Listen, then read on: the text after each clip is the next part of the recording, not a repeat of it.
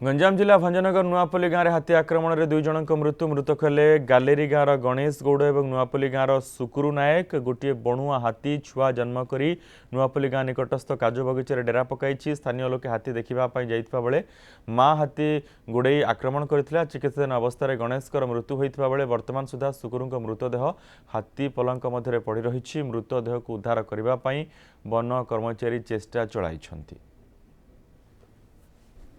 22 पट हाथी नुआपल्ली स्पट नुआपल्ली छक आमर गोटे 100 मीटर हम गाँव रु से अच्छा कि डेड बॉडी पड़ी एवं किंतु से डेड बॉडी आनिबार संभव नुह एंड काली ही डेड बॉडी आसो हाथी गला वन विभाग ऑपरेशन जारी रखी। आमर आज आम खबर पाइलु जे गोटे लोक को नुआपल्ली बदांगी रे हाथी मार देथिबार से आम समस्ते मु एसीएफ रेंज ऑफिसर आमर स्क्वाड पर्सनल एवं डिपार्टमेंटल स्टाफ समस्ते आसिक अच्छु।